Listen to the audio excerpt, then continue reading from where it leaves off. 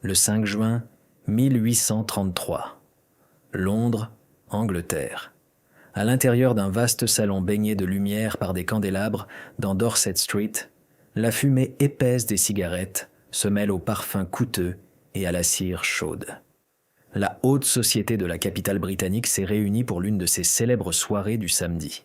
Des dames en somptueuses robes de soie et des messieurs en frac conversent animément, tenant des verres en cristal.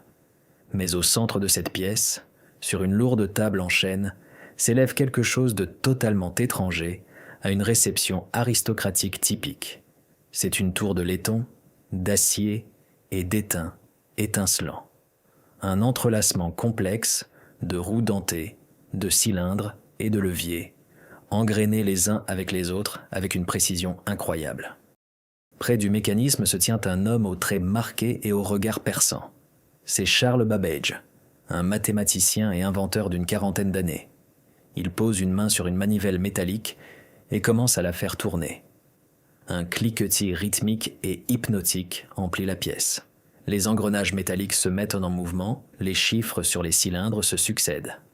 La machine calcule. Elle résout des équations polynomiales complexes de manière totalement autonome, sans intervention humaine. La plupart des invités considèrent cet appareil comme un jouet amusant, un tour de passe-passe ingénieux conçu pour divertir un public ennuyé. Mais parmi les invités se tient une jeune fille. Elle a 17 ans. Elle a le visage pâle, des cheveux sombres et bouclés, et des yeux immenses et attentifs. Pendant que les autres s'extasient devant l'éclat du métal, elle voit quelque chose de complètement différent. Elle voit les fils invisibles de la logique incarnés dans une forme physique. Elle voit les mathématiques pures qui ont pris corps. Cette jeune fille s'appelle Ada. Ada Byron. Et ce soir changera à jamais non seulement sa vie, mais aussi le cours de toute l'histoire humaine. Pour comprendre comment l'esprit de cette jeune dame a pu saisir ce qui échappait aux esprits brillants de son époque, nous devons remonter dans le temps. Imaginez l'Angleterre du début du XIXe siècle, le 10 décembre 1815. Ce jour-là naquit Augusta Ada Byron. Son père était Lord George Gordon Byron, le poète le plus célèbre, le plus scandaleux et le plus imprévisible de son temps. Sa mère était Annabella Milbank, une femme stricte, religieuse et incroyablement instruite, que Byron lui-même surnommait par jeu la princesse des parallélogrammes, pour sa passion pour la géométrie et les sciences exactes. Leur mariage fut une catastrophe qui dura moins d'1 an. Quand Ed n'eut qu'1 mois, Annabella s'enfuit de chez son mari, emportant l'enfant. Lord Byron quitta bientôt définitivement l'Angleterre, entouré de rumeurs, de dettes et de scandales. Il ne revit jamais sa fille et mourut en Grèce quand Ad n'avait que 8 ans. Lady Byron vivait dans une peur constante et glaçante. Elle craignait paniquement que le sang empoisonné de son père ne coule dans les veines de sa fille. Elle croyait que la poésie, l'imagination et les émotions imprévisibles étaient une maladie menant à la folie et à la décadence morale. Pour sauver Ada du destin de Lord Byron, sa mère a élaboré pour elle un plan d'éducation impitoyable et sans précédent. L'antidote à la poésie devait être les mathématiques. Dès son plus jeune âge, la vie de la jeune fille fut soumise à une discipline sévère. Elle était entourée de gouvernantes, de professeurs stricts et de rangées infinies de chiffres. Pendant que d'autres filles de son âge jouaient à la poupée et apprenaient la broderie, Ada étudiait la géométrie euclidienne, l'astronomie, le latin et le français. Imaginez une bibliothèque dans un immense domaine de campagne.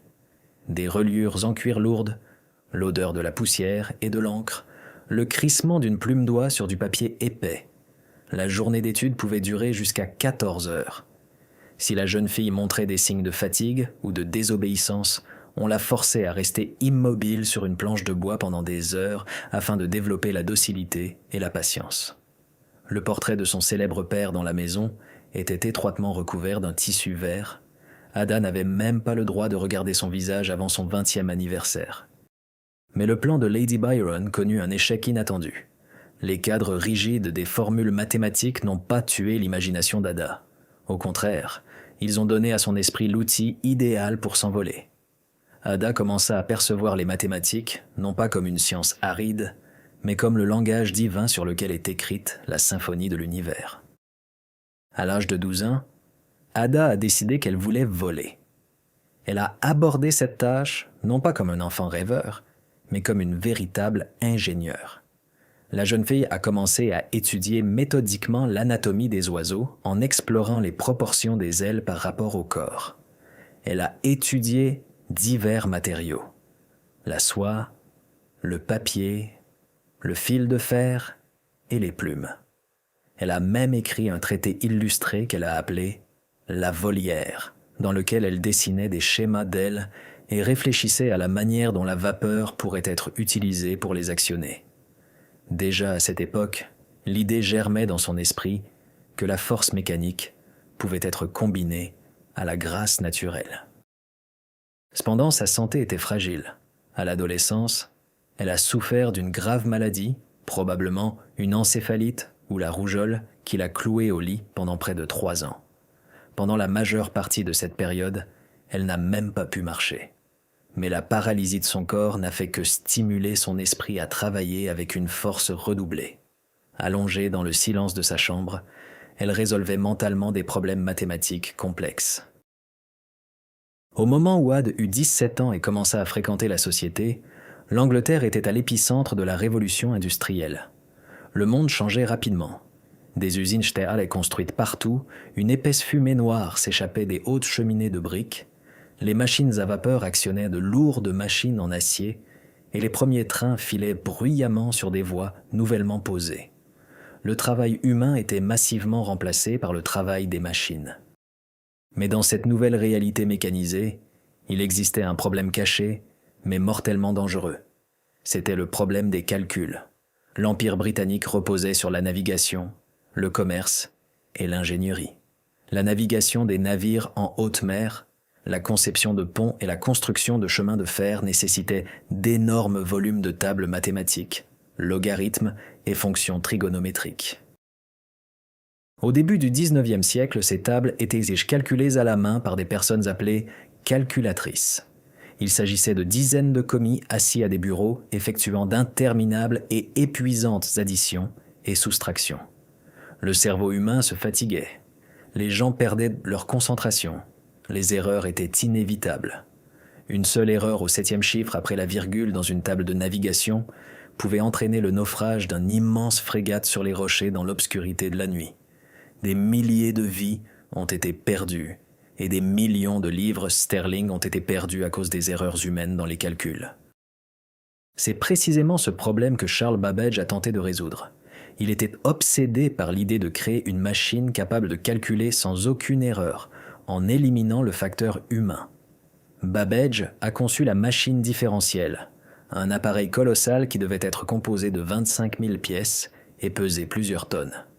Le gouvernement britannique lui a accordé d'énormes subventions pour sa création, mais au soir du 1833e année, lorsque Ada a vu l'inventeur pour la première fois, Babbage n'avait pu construire qu'un petit modèle de démonstration fonctionnelle. La rencontre d'Ada et de Charles fut organisée par Mary Somerville, l'une des rares femmes scientifiques de l'époque, qui devint pour Ada une mentor et une amie proche. Lorsque Ada vit pour la première fois la machine à différence en action, elle ne se contenta pas de comprendre son fonctionnement. Elle ressentit une affinité avec ce mécanisme. Pour Charles Babbage, cette jeune fille fut une révélation. Il était habitué à ce que la société ne comprenne pas son travail complexe. Les aristocrates le considéraient comme un original. Les politiciens le voyaient comme un gouffre financier pour l'État. Et voilà qu'une jeune fille de 17 ans en robe de bal se tenait devant lui posant des questions si profondes et précises sur la mécanique et les principes mathématiques de la machine, auxquels aucun professeur de Cambridge n'aurait pu répondre. Leur rencontre marqua le début d'une incroyable amitié intellectuelle. Ada commença à visiter régulièrement l'atelier de Babbage. Imaginez ces visites, une rue de Londres bruyante et sale, un laboratoire encombré de pièces où régnait une odeur d'huile de machine et de charbon brûlé. Au milieu des dessins et des copeaux de métal se tenait une dame de la haute société discutant avec l'inventeur obstiné des subtilités du calcul différentiel. Babbage fut tellement impressionné par son talent analytique qu'il lui donna un surnom, l'enchanteresse des nombres. Ada Lovelace, fille du plus grand poète romantique, a trouvé sa propre poésie. Pour elle, les engrenages et les leviers d'une machine n'étaient pas que du métal froid. Elle appelait son approche la science poétique. Alors que d'autres ne voyaient que des chiffres, Ada commençait à voir des motifs, des connexions et des possibilités infinies.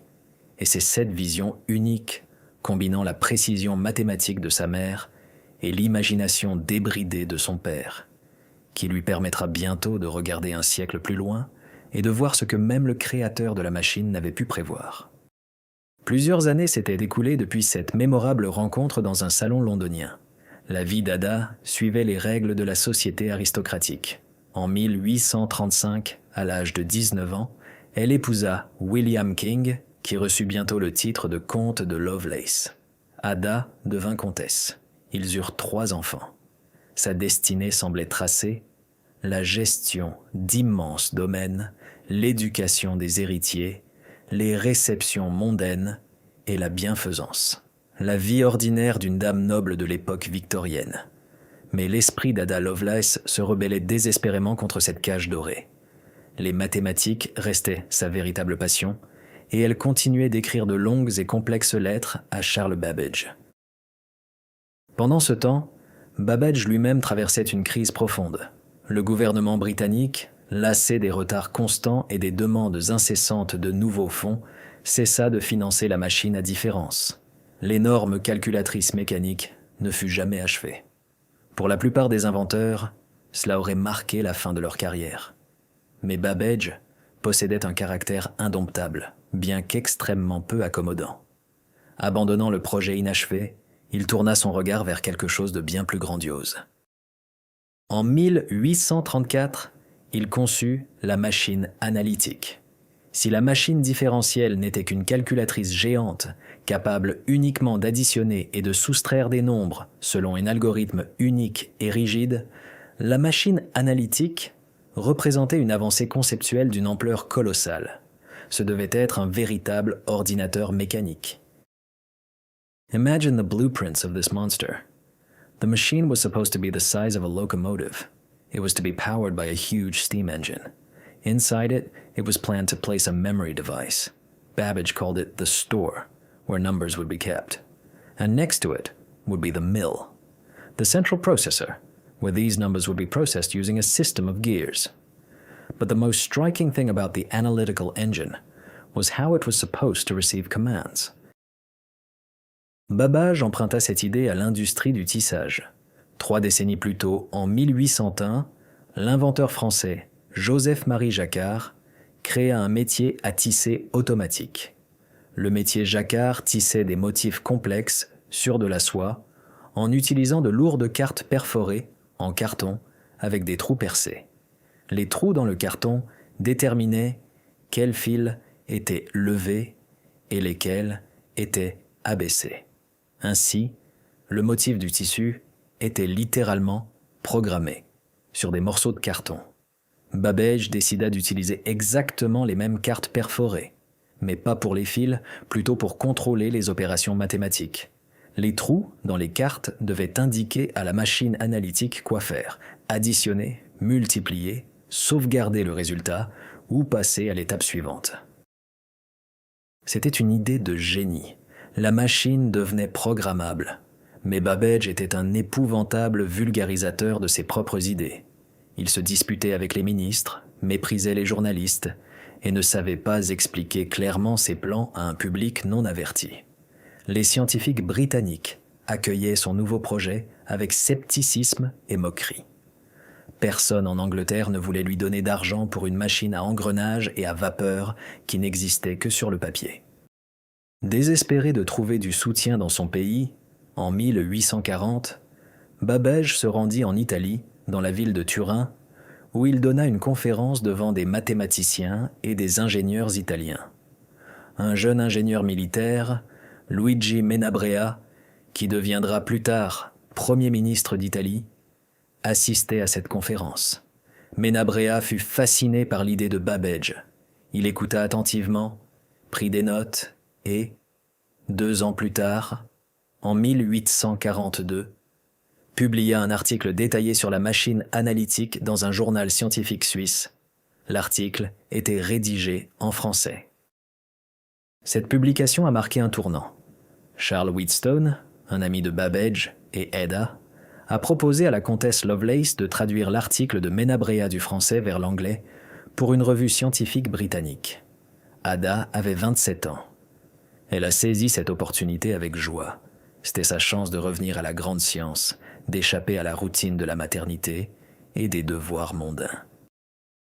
Elle commença à travailler sur la traduction dans son domaine d'Occam Park. Imaginez-la devant un bureau massif, entouré de piles de papier, de dictionnaires français et de calculs mathématiques complexes. Les bougies brûlent tard dans la nuit, tandis que le vent souffle dehors et que la pluie tambourine sur les vitraux anciens. Ada ne faisait pas que traduire le texte, elle comprenait la machine analytique mieux que Menabrea lui-même, et peut-être même plus profondément que Babbage. Quand elle présenta la traduction terminée à Charles Babbage, il fut surpris.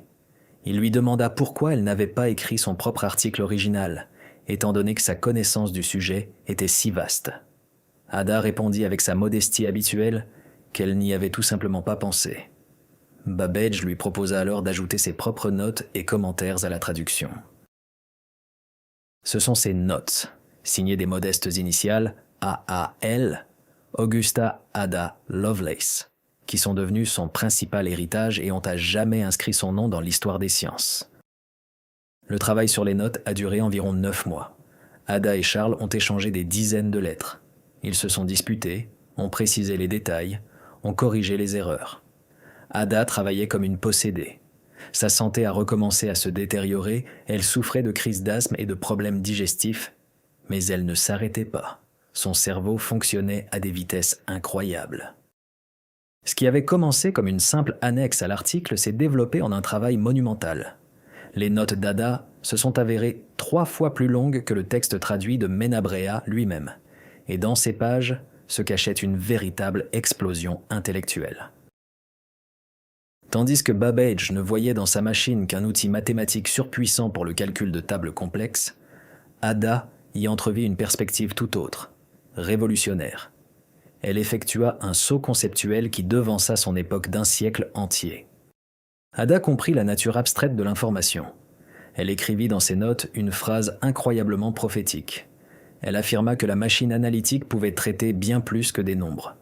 Si nous pouvons traduire d'autres choses en nombres, par exemple, des notes de musique ou les lettres de l'alphabet, alors la machine pourra les manipuler selon les mêmes règles de logique. Supposons, écrivait Ada, que les relations fondamentales des sons dans la science de l'harmonie et de la composition musicale puissent être exprimées et adaptées de cette manière. Dans ce cas, une machine pourrait composer des œuvres musicales complexes et scientifiques de tout degré de complexité et de durée. Ce fut une illumination stupéfiante. En 1843, à l'époque des calèches, des chapeaux hauts de forme et de l'éclairage à la bougie, Ada Lovelace a prédit l'ordinateur moderne. Elle a envisagé que la machine à calculer puisse être un outil universel. Elle a prédit la musique numérique, les graphiques numériques et le traitement de texte. Elle a saisi l'essence de ce que nous appelons aujourd'hui la programmation, la séparation du matériel, la machine physique et du logiciel, l'ensemble des instructions. Ada a fait une analogie brillante qui est devenue un classique. Elle a écrit « La machine analytique tisse des motifs algébriques, tout comme le métier, Jacquard tisse des fleurs et des feuilles. » Cette métaphore a parfaitement combiné la puissance industrielle du XIXe siècle avec la beauté mathématique abstraite. Mais la comtesse Lovelace ne s'est pas arrêtée aux considérations philosophiques et aux belles métaphores. Pour prouver la puissance de la machine analytique, elle devait démontrer comment elle fonctionnerait concrètement. À cette fin, dans sa note G, Ada a élaboré quelque chose de tout à fait sans précédent. elle a écrit une instruction étape par étape pour la machine afin de calculer une séquence complexe de nombres connus en mathématiques sous le nom de nombre de Bernoulli. Ce n'était pas juste une formule sur papier, c'était un tableau détaillé qui décrivait chaque action de la machine, où placer un nombre, quand multiplier, où enregistrer un résultat intermédiaire, comment le réutiliser. Ada avait conçu des mécanismes que les programmeurs d'aujourd'hui appellent boucles et sauts conditionnels. Elle avait créé un algorithme destiné exclusivement à être exécuté par une machine à calculer. C'est ce tableau, publié en août 1843, qui est aujourd'hui considéré comme le premier programme informatique au monde. Ada Lovelace, fille du poète sulfureux, est devenue la première programmeuse de l'histoire en écrivant un code pour un ordinateur qui n'existait même pas réellement. Fin de l'été, 1843. La revue Scientific Memoirs de Taylor paraît avec l'article de Menabrea, traduit par Lady Lovelace. C'est un moment de triomphe intellectuel pour Ada. Ses notes, signées de ses initiales, font sensation dans les cercles restreints de l'élite scientifique britannique. Les quelques rares personnes qui parviennent à percer la terminologie mathématique extrêmement complexe sont stupéfaites par la clarté et la profondeur de sa pensée. Charles Babbage était ravi, il l'a appelée sa traductrice principale, mais il savait très bien qu'Ada avait fait bien plus qu'une simple traduction. Elle a expliqué sa propre création avec autant d'élégance et de plénitude qu'il n'aurait jamais pu le faire lui-même. Cette année-là, il semblait que l'avenir appartenait à cette femme brillante et à cet inventeur fou.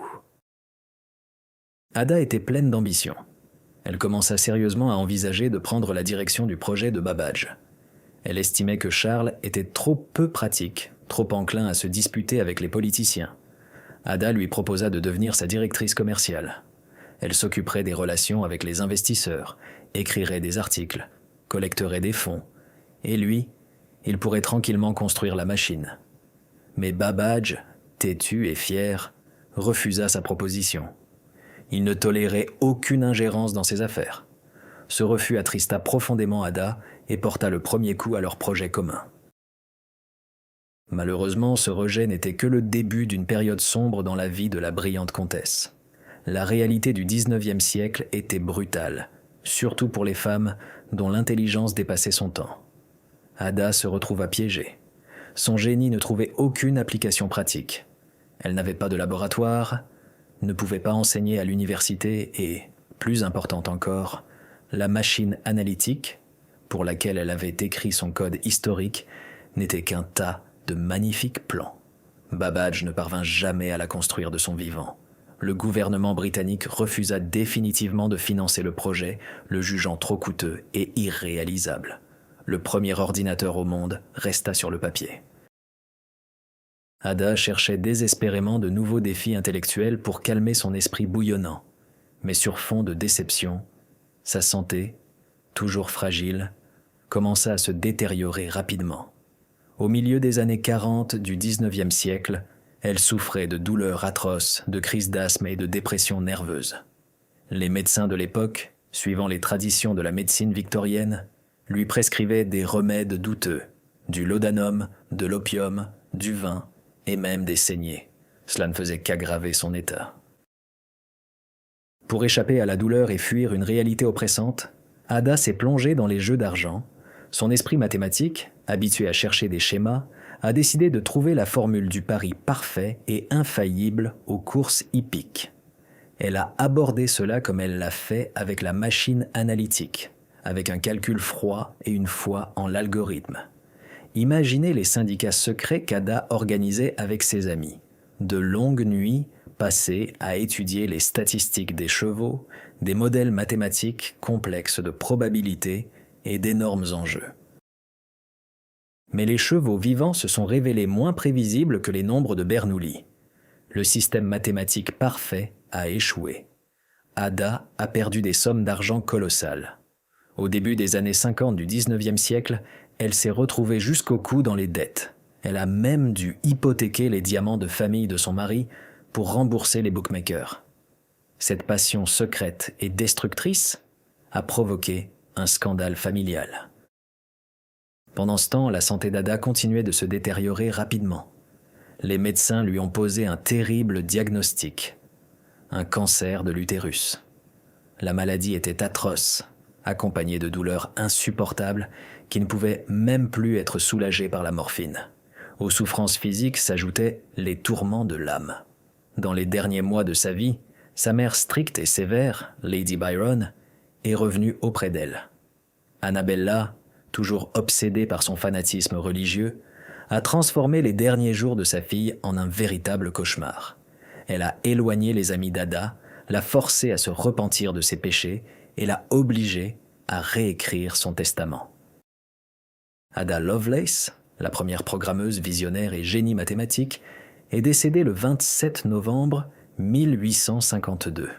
Elle avait exactement 36 ans, le même âge que son père, Lord Byron, lorsqu'il est mort en Grèce. Malgré tous les efforts de sa mère, Ada a demandé à être enterrée auprès de son père dans le caveau familial des Byron dans le Nottinghamshire, juste avant sa mort. La jeune fille, à qui il était interdit de regarder même le portrait de son père jusqu'à l'âge de 20 ans, a trouvé le repos à ses côtés. Après sa mort, le nom d'Ada Lovelace fut pratiquement oublié. La société victorienne ne se souvint d'elle que comme de la fille du grand poète, une aristocrate excentrique et une joueuse invétérée. Les plans de la machine analytique de Babbage prirent la poussière dans les archives. Le rêve mécanique était mort. Le monde continua à calculer des tables à la main, utilisant des arithmomètres archaïques, et il semblait que les idées de génie de la comtesse soient à jamais tombées dans l'oubli. Mais les idées ne meurent pas. Elles attendent simplement leur heure. Presque un siècle s'est écoulé. Au milieu du XXe siècle, alors que le monde sombrait dans le chaos de la Seconde Guerre mondiale, le besoin de calculs complexes est devenu critique. Pour calculer les tables de tir d'artillerie, chiffrer les codes militaires et créer la bombe atomique, les gens ont de nouveau eu besoin de machines capables de penser. C'est alors, dans les années 1940, que les scientifiques ont commencé à construire les premiers ordinateurs électroniques. Ils utilisaient des tubes à vide au lieu d'engrenages et des signaux électriques au lieu de vapeur. L'un des pionniers de l'informatique moderne, le brillant mathématicien britannique Alan Turing, est tombé sur des notes oubliées d'Ada Lovelace. En lisant ses travaux vieux d'un siècle, Turing fut stupéfait. Il découvrit que cette femme victorienne avait décrit, 100 ans plus tôt, les principes fondamentaux des systèmes informatiques sur lesquels il travaillait lui-même. En 1950, Turing publia son célèbre article sur les possibilités de l'intelligence artificielle. Il y distinguait particulièrement une théorie qu'il nomma « l'objection de Lady Lovelace ».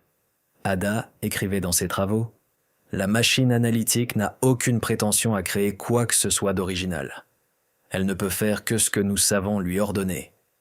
Elle estimait que les machines n'étaient même pas capables de véritable créativité, ni de pensée autonome. Turing contestait cette affirmation, mais le simple fait qu'il se réfère à ses travaux ramena Ada Lovelace dans le discours scientifique mondial. Depuis, la reconnaissance lui est venue avec une force sans précédent.